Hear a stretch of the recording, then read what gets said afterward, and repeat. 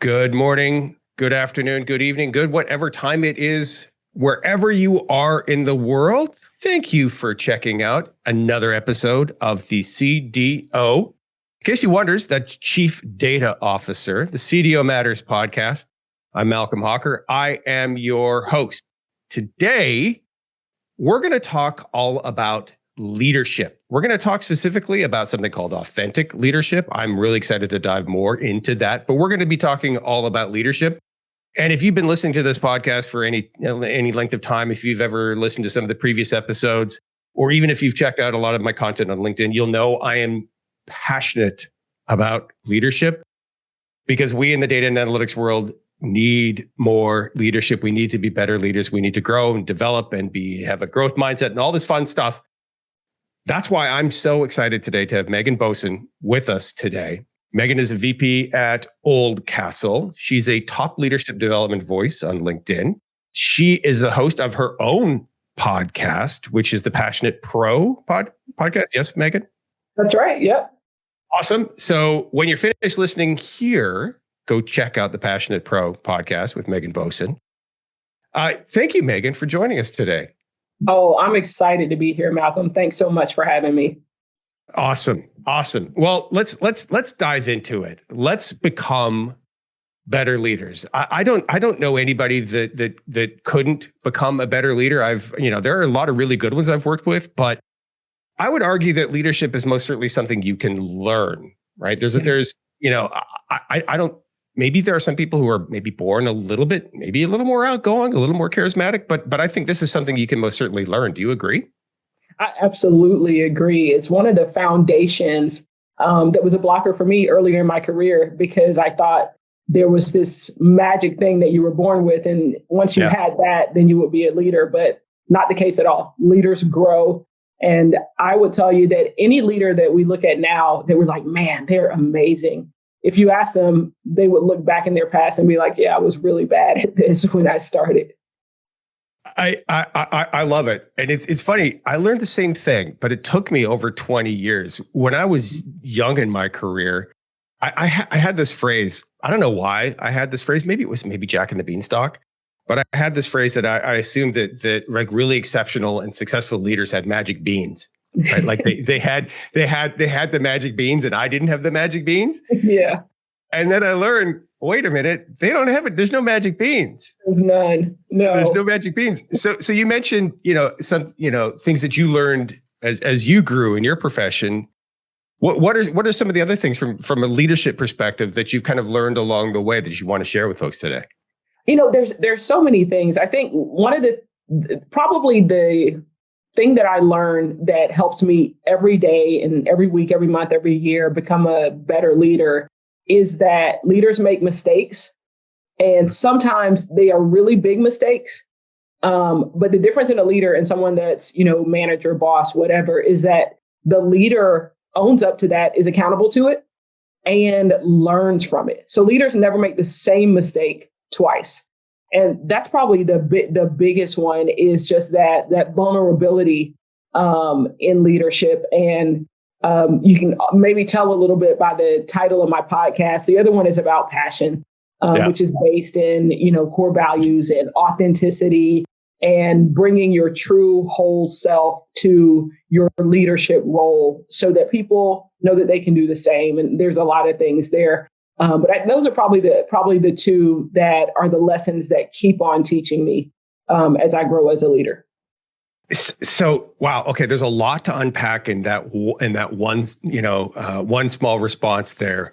There's the vulnerability angle. I most certainly want to touch on that a little bit more. There's the authenticity angle. I want to touch on that a little bit more. But something at the very beginning kind of made me think. And we were talking about, you said the phrases bosses or managers, and then we said leaders. And I'd love your perspective on this. I'm pretty sure you're going to agree. So maybe this is slightly rhetorical, but leadership is not necessarily something that we want to practice or be good at because we are managing people. Leadership is something you can do as just a person, right? As anybody, as an individual contributor, you can be a great leader because you can be a great leader in your house, in your family, at your church. Yeah. at wherever you're volunteering, you can do these things. You don't necessarily have to be a manager. Do you agree? 100%. And it's so funny because as you were asking the question, the first thing I thought about, I'm a new mom. And congrats. Yeah, thank you. We're finalizing an adoption of a 10-year-old boy. And wow. boy, wonderful. Oh, it's amazing. And he's doing amazing adjusting to the stability of the environment. I mean, he's amazing.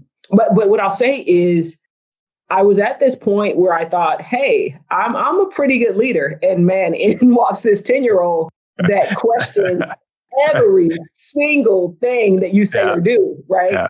And I had to go back to like foundational principles because what my husband and I are trying to do, we're trying to lead him, right? To lead him and inspire him. And so whether you're a parent, whether you're like at your church, whether you're in your neighborhood, wherever you could be around a bunch of strangers, right? But situations happen. Folks are always looking for a leader. And so it's a trait that it really is important to everyone, unless I guess you're a hermit, maybe, I don't know, sitting in a room by yourself and have no plans to meet other people. But I guess you still got to lead yourself. So you would want to have some type of confidence in yourself. So you're learning the vulnerability lessons, like literally in real time in your home, yes. right now. Yeah. Yeah. And it hurts, man. It hurts coming from a kid, boy, I tell you, because they point out things that are small hypocrisies within you that you didn't see as that or never even thought about. It's little things, right? And this kind of goes to the authenticity and, living out your values, right? So one of the things that we've been kind of a little stringent with him about is a balanced diet. And I've recently gone through a life change and I've been very focused on eating. So I eat salads all the time.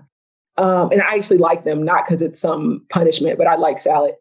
And we'll go to a restaurant and he's like, man, you're eating salad again? And so I had a cheat day and he came home from school and he saw me with like Doritos and like Nutter Butters, right? And he's like, what's going on? Like, what's happening? He's like, you would never let me eat that much junk food all at one time. And I'm like, oh. Yeah. But in my mind, I'm like, it's a cheat day. But I'm like, no, I would never let him eat this much junk food. And so in that moment, like I had to, you're right, and change my definition of cheat days because I wanted to make sure he had that trust in me that, hey, I'm going to live the values that we're training you on as well. I love that story. Every time you answer a question, you open the door to 4 or 5 more things that I really want to talk about, and then I forget the 3 things that I want to talk about. But so the admitting when you're wrong, right? And that's the kind of we're all human, we're all fallible, we all make mistakes, but there's something about admitting you're wrong that is the doorway to growth. Mm. Do you agree? That's what, to me, that's what I think is really empowering about admitting you're wrong, is because when you do that, I'm not saying you're making yourself powerless or you're disempowering yourself, but I'm saying that's when you open the door to growth, because you're like, okay, what do I need to do right? Yeah. Well, the thing is, I think folks have said it, and I didn't believe it when I was younger, but I absolutely believe it now. I've learned more from the mistakes I've made than the successes I've had. Because often, especially as a leader, when you have, let's just say, one of the things that's important to me is helping other people grow and develop and, have the careers they want to have. And when that happens with someone, you can't really take credit for it. And you don't know, it's like, well, they were already kind of there. I nudged them a little bit. But when there's someone that may have been doing well, then they come to my team and now they're floundering, I'm able to look back and say, oh, here are the moments and points in time where I was not supportive enough.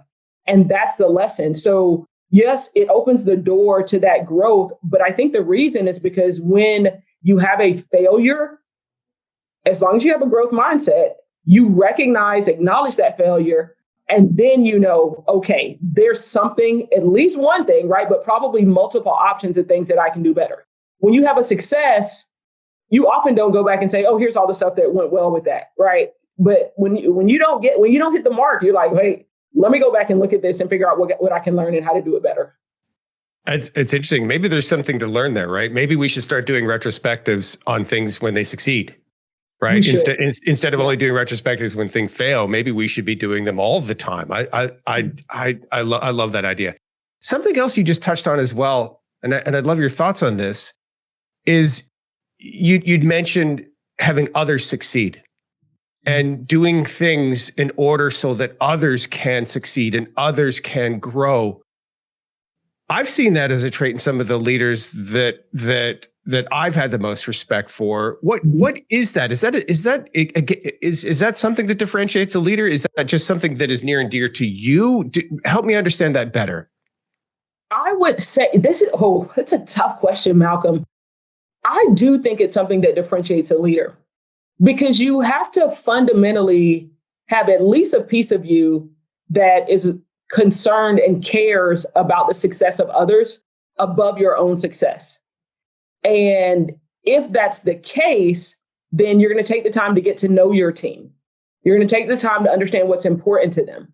Now, the byproduct of that can feel selfish, because if I know my team member, if I know what's important to them, if I know what they're good at, and I know what they want to improve, then I can give them projects, initiatives, job scopes that align with that. And now I'm winning as a leader, because now I don't have to deal with that, right? They're dealing with it, they're executing it, but they're doing it at a high level because they're doing the right thing. So I think there's a symbiosis between having that care and then it works for you as a leader. So I think it's almost chicken or egg, right? Yeah. Are you a good leader because you care, or do you care because you're a good leader? I don't know. For me personally, my dad was a pastor and my mom was a school teacher, and she taught for 42 years, but she taught for, I want to say 30 of those years in the lower economic area. And as a child, between my dad being a pastor and my mom being a teacher in that area, it became very important to me to just help people. And so as a leader, it's one of my core values. There may be something there from kind of an org or HR perspective around incentives to employee success, right? Because I'm sure we've all had the leader that seems like they're only out for them. Yes. Right. And I have a real hard time, metaphorically speaking, charging a hill, following somebody who is only in it for them, because to me, that's a trust issue. Right. Yes. If I think they're only in it for them and they only care about them and they don't care about me, well, I'm going to have a hard time trusting them. Me too. And I may even do some things to subvert what they want subconsciously. I'm not out there to, cause mutinies, but the caring thing and the employee success, those are hard ones. Those are caring, I think, is the hard one to pin down, but you could easily put an incentive for a leader around, how many of your employees are well rated? How many of your employees are actually promoted every year or developed? Or how many of your employees go through development or training every year? I think we're onto something. That could be interesting as a way to try to incentivize the growth of others instead of the growth of you. Yeah, it's one of the things that I hold myself accountable for, and I've started to hold my team leaders that manage other team leaders and teams accountable for. Some of the basics of development that not necessarily. Now, I would say the company I work for right now does it really well, quite well, and there's a focus on it. But things like coaching. Do you have a coach? Do you have a mentor? Are there sponsors out there? How do we put you in the right spaces to get those? And so at my, weekly, biweekly different meetings, we're always making sure that we make time to talk about development. I think one great thing any leader can do, and it's something that I've heard of, and we're in the midst of one right now. So my leaders and I chose a book, and that book is based upon kind of the next phase of the strategy for my team, and we're reading it together as a team. And so every other Friday during our staff meeting, the last 20 minutes is just open. We do 20 pages a week, which everybody can manage. And then we're talking about it, and everyone's talking about, here's what really spoke to me. Here's what I learned. And there's a group chat, and it's really cool. What was really cool to me that spoke to me was there was one day when someone on the team sent a message and said, "Hey, I just read this part of the book. I'm on a plane headed to, a certain place, and I'm going to use this strategy. And later on that week, we were in our call and they said, here's what I used. And so that vulnerability for me in this instant comes up as all of us as a team learning and growing together, saying, man, when I read that, it resonated because that's a trait that I need to improve upon. And that growing together is transformative. It's so much different than somebody just telling you, here's some feedback, right? But this part of it has been really great. And that's something I would advise anyone to do if you're a leader. Well, feedback, to quote somebody else, is most certainly a gift. Yes. And is an opportunity to grow. But you've used the word grow in many ways in our short conversation already. You've also used the phrase growth mindset. I think. What does that mean to you? What is the growth mindset? What is the importance of growing, and how does that tie into exceptional leadership? How are all these things connected? So, there's so many examples of the growth mindset, right? And in the roles that I've had, a lot of times, actually, probably every role I've ever had, I find myself as the person out there that's trying to drive change. And early in my career, it would be a blocker because I get, this is how we've always done it. And I'm like, man, how do I? Yep. I didn't realize until probably 10 years ago that I was dealing with so many people that had fixed mindsets and didn't know it. But when I think of a growth mindset, for me, it comes down to this. Asking the question, what could we achieve together? And when you ask that question, the possibilities are endless. And that's the growth mindset. Because if you say, what could we achieve together? Well, you're not going to say nothing, So if you're the leader and you're saying, what could we achieve together? Then now you've opened up yourself and your team to explore the universe of what may have seemed impossible. And ultimately, you'll come with something that's going to take you further than where you are today. Man, I love that. Like inviting others to contribute to, what can we do, right? We talked briefly about mindsets, and it just happens to be sitting on my desk. I don't know if I just quoted Dr. Dweck. Oh, you did? In a course I wrote. Yeah. So. Well, you'd use I went to growth mindset, then you said fixed mindset. Then I was like, okay, wait a minute. She knows. All right. And this is it. This is kind of the, I don't know, the preeminent, I don't know if it's even that, but the seminal, maybe you could say that. Carol Dweck, Stanford PhD, talks about growth mindsets versus fixed mindsets. We were just talking about that, and I could not agree more. CEO of Microsoft, Satya Nadella, says, his key to success over the last 10 years at Microsoft has been promoting a growth mindset. That's change. You just talked about kind of change and the blockers that you'd experienced because you were expected to drive change, but change is uncomfortable for most of us, right? So you just talked about kind of enlisting your team. That's something you just said, like, let's enlist the team. What can we do together, right? How can we grow together? What are some other things that you found really, really helpful to get people over the discomfort of change? Yeah, it's, I've had the pleasure during my career of working for companies that are very well established and have done very well as those that are kind of floundering a little bit and trying to make a new step.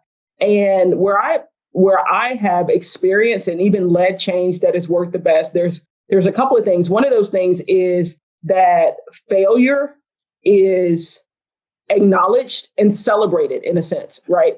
Because you can't take risk if I've got the best minds in the business and they're afraid that if I try this thing that's never been tried before and it doesn't work, now I won't get promoted. I'm not going to get that new job. They're going to put me in a closet like I'm persona non grata. That's not going to work.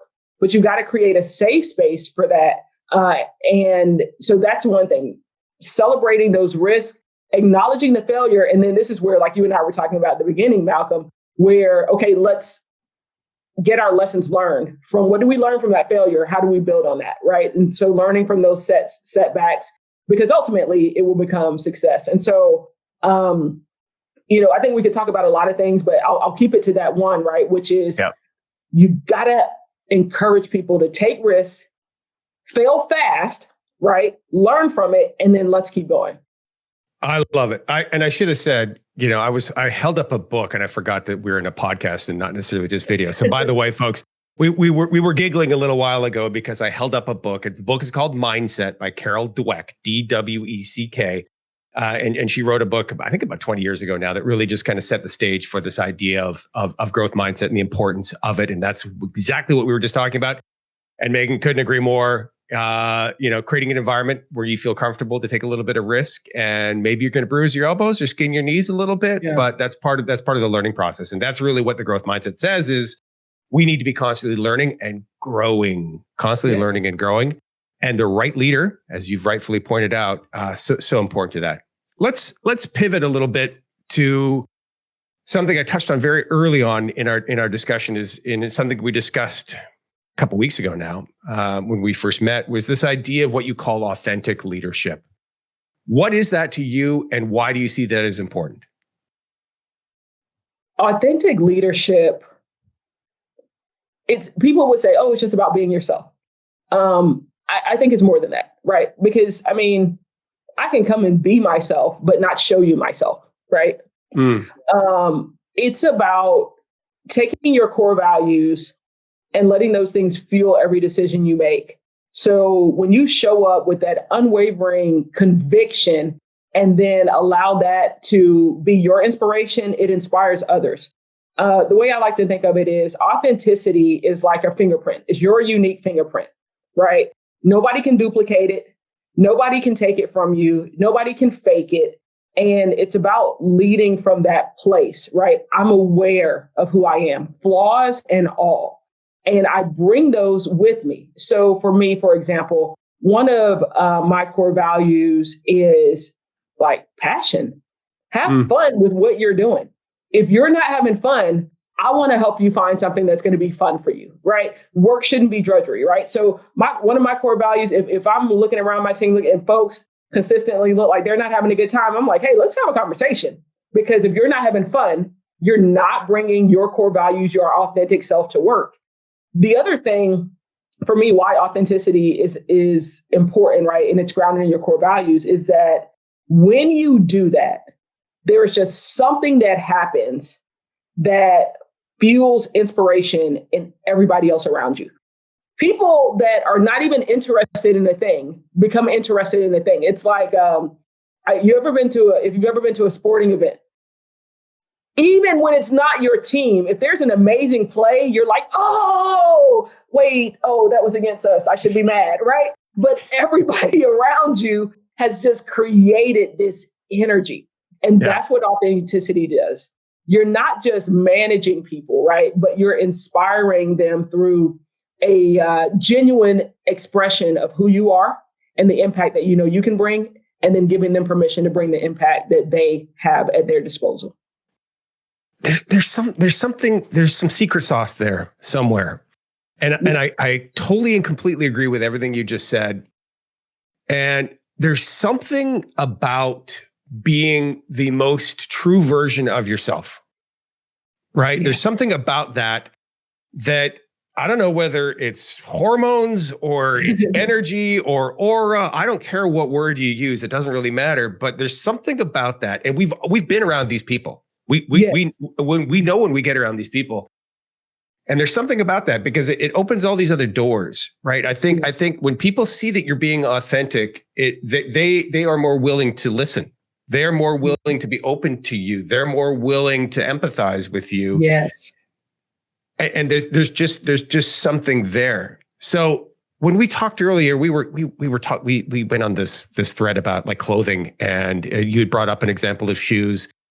And then I brought up the example of, in the past where you work for leaders or managers, and they've got the suit and then they've got the tie and they've got the uniform. Yeah. That for some, that's authentic, I think, right? Mm-hmm. Like for some that's authentic, but for most of the time that may not be. And maybe there's something here, right? Like just do you. Yeah. Right. Yeah, I think that's kind of what you're suggesting, and maybe you still have to wear a suit. Who knows? Or maybe you work in a manufacturing plant and you have to wear a hard hat. Who the heck knows? Doesn't matter. But what you're just saying is just do you, and do you times 10. Yeah. Absolutely. Absolutely. Because, I think that when you give yourself that permission, you give other people their permission. You mentioned sneakers. So I'm a sneakerhead. I like Jordans and crazy sneakers and stuff like that. And it was something that I started wearing to work. I'm not like, it's not, sneakers and jogging pants and t-shirt or anything like that. But I would be, if you looked at me probably from head down to my ankle, you're like, wow. And then you're like, oh, wait, she put on sneakers with that. Right. And but it was me and who I was. And I remember it was earlier this year, and we were at a leadership meeting, and one of my peers, he wore sneakers to our rehearsal for the event that we were practicing for. And I noticed them. I had never seen him in sneakers. And I was like, man, those are nice. And he looked at me and he said, you gave me the confidence to wear these. I really like these. I've always wanted to wear them to work. And what it said to me is, and he wasn't a person that didn't have confidence. He just didn't have confidence to do that one thing. And so that's the other thing that happens when you're authentically we discount sometimes the courage that we give others to be themselves. I love it. So that's a great segue into leading more diverse teams and what some of the opportunities there are there, and what things leaders need to be thinking about, as we have, thankfully, so way more diversity than we had 50 years ago. And maybe some of the leadership books are written 50 years ago. So what are the things that I should be thinking about as a leader to get the most out of a very, very diverse workforce? It's a great question. We throw around the term emotional intelligence all the time, right? I think in the past, I remember this. The statement was always dress for the job you want, not the one you have, right? And the underpinning of that always to me was I have to look and be like the people that already have that job, which means I can't be me, right? And that is changing, right? When you look at definitely the generations that are coming into the workforce, they will not abide that. They do not accept that, right? And as leaders, it's turned a little bit, and I think in some cases appropriately so, where we have to be more introspective, but also more curious about what they're interested in. Like every employee, what are you interested in? What do you want to do? How do I connect with you in a way that is meaningful to be the best leader for you? And so I find myself now, because I've got all 5 generations that are in the workforce within the team that I lead. And I find myself more often than ever having to, I don't want to say switch, but leverage different parts of my leadership capability at different times more so. And so a lot of times when I'm talking to those that are newer in their career, I'm spending a lot more time being curious, asking questions, learning new things to understand what they're looking for. With those that are a little bit later, or those that are in my peer set, it's kind of more conversational, right? We already know what we want to do. We're kind of there. We're, purpose driven, more interested in, let's say, profit, right? So I would say with peers my age, it's a little bit more about, okay, what does the business need? How do we make the money here? And how do we do that, right? Because it's just driven by those goals and results. And so leadership it's about being open to that change, right? And not to overstate the point, but that growth mindset, we got to latch on to it and hold on to it for dear life. And the other thing that changes now, right, is technology, right? So technology, I think, in my opinion, has amplified our need to make human connections. And as leaders, that's where we will play, in my opinion, the biggest role, making those human connections. Because a lot of the things where humans were connecting, I called this person because they need to move this workflow, or I called them to do this. Those things are going to be happening through APIs, through machine learning, through AI, through all of these automated systems. And so now what needs to happen is the higher thought that we are providing and that we're bringing in. Us as leaders, we got to facilitate that. And so sparking that innovation, getting those skills and so on and so forth. So I think that's the main change, is that there's so many different perspectives now. We got to spend more time listening. I think the best way to visualize this, you'll remember Mr. Potato Head. Oh, yeah. And so, you could put on the different eyes. And a friend of mine was walking me through this in his way of thinking. And he said, when you walk into a room as a leader, you got to understand what you need to be doing more. Do you need to put on the eyes and be looking more? Do you need to put on the ears and be listening more? Do you need to put on the mouth and be talking more? And that's how I think of it when I'm walking into rooms and when I'm, virtual rooms trying to lead the team. Something you said there is, I'll probably need to ruminate on for a while, which is this idea of connecting. And not that connecting is something incredibly novel. It's not. But what I heard you say is that it's very person specific, yes. Right? And that for this person, it may be one thing. And for this person, it may be another. And maybe for one, it's a time to talk. And maybe for another, it's a time to listen. But the ability to do that, there's something there that I've noticed with really, really exceptional leaders, that maybe it's intuition. Mm-hmm. Maybe it's empathy. I don't know what it is, but with really exceptional leaders that I've had in the past, they seem to kind of intuitively know what I need when I need it. Yeah. What do you think that's a function of? I think you used the word. It's that empathy. Yeah. I think it comes from watching and listening, though. And I was telling my husband yesterday, as I look at the teams and even as I look at myself and my peers, and maybe this is something I'm learning as a mother as well, right? And I've got, nephews as well, but parents have unique relationships with each of their children, mm-hmm. right? Not that you love any more or love any less. The children are different, and that forces the parent to be different. And I think that exceptional leaders take that concept and they're able to apply it to people that are not related to them. And I think it is empathy, but I think it's empathy at a purposeful level. I do think that they do it on purpose. They make it a practice. Let me understand the people that I'm interacting with. Because once you get it, it's not likely that they change, right? We've all had team members that they want to talk, right? They want to talk through it. They want to, that's their thing. And then you've got others that, I've got one team member, I know he wants it short, sweet, to the point. Like, if at all possible, just send me a text message. And I don't want to talk to you. Not because he doesn't like me, but he's like, I got stuff to do. I don't have time to talk to you for 20 minutes. You don't need to explain it to me. Send me a text message. But which means I know if he calls me, he needs to talk. Yeah. And I have to make sure that I'm listening and paying attention, because if my phone rings and it's this team member, hey, you can't blow this off. It's not just another call because he never calls. How important do you think it is? Well, I didn't want to lead you. I'll start with a story, and then okay. I would love your perspective on it. One of the greatest leaders that I've ever had. This was like when I was early in my career, and he was like 5 levels above me, right? Like yeah. I was entry level individual participant, and this guy, he was like senior vice president. And I met him. I don't even know when I met him. And then I didn't see him for like 3 months. And then I meet him, and he knew my name.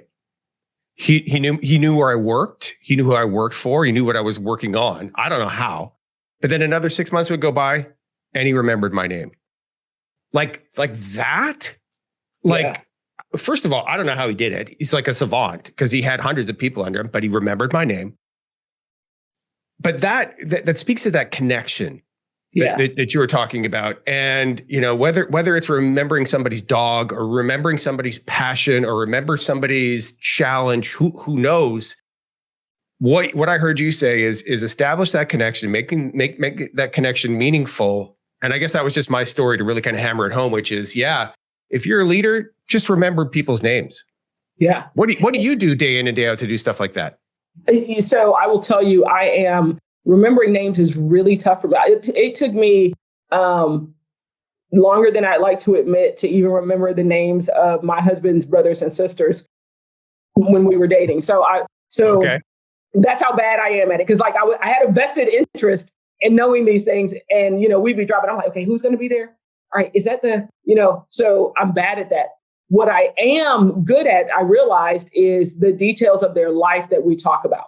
So when I meet someone, I might not remember their name, and I might have to try and look down at their badge and get their name. But I will remember that that guy's a Texas Longhorns fan, or that guy likes the Phoenix Suns, or she and her husband love to go camping, or, those are the things that stick with me. And so I try to leverage that, to let people know, so sorry, this, I'm just really bad at this. It's something I'm working on. Though my Georgia Bulldogs beat your Texas Longhorns, so let's talk about that, right? Or whatever that is, right? But I think that, whoever you are, if you can remember the names, you absolutely should do that, right? And it's something I'm trying to do. But I think it still goes back to the purpose of making people feel valued and like they mean something. And that definitely starts with remembering their name. And if you can't remember their name, you doggone better remember something. I mean, I don't know, even if it's like, oh, yeah, that red shirt you had on the last time we were together, that was really awesome. At least they know that the conversation and the time they spent with you didn't just fly out of your brain and didn't matter. Yeah, I love it. And I also love what you had said previously about, being more human, kind of the human element, because we've got all this technology and that's fantastic. And I do suspect, sadly, that more and more people will be reporting to robots. To a certain degree, at the very least, maybe submitting their status reports to robots, or who the heck knows, and there'll be less and less. I love the idea, like this as a thought experiment. Could you be the leader who people want to sign up to work for? Yeah. Right. Like, and this kind of starts to get into like leader evaluations, maybe even. I don't know. I keep coming back to incentives and measurements, but is that something that you've ever seen work? Like I've always been attracted to the idea of employees being able to evaluate me in some way, shape, or form as a leader. What do you think? 100%. When you started talking about the incentives, and we need to quantify things, right? If you don't quantify your effectiveness as a leader, and I think we do these surveys, I think most of the time they're kind of trying to get at, are you getting the information from your leader that you should get, that should be trickling down, right? But ultimately, do you want to work for this person? Right?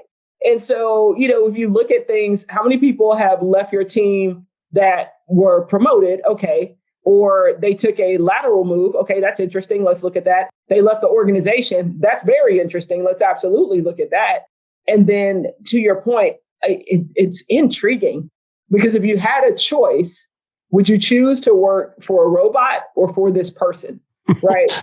And I think I don't know. I might be a little scared of that one myself, Malcolm. I don't know which way people would go.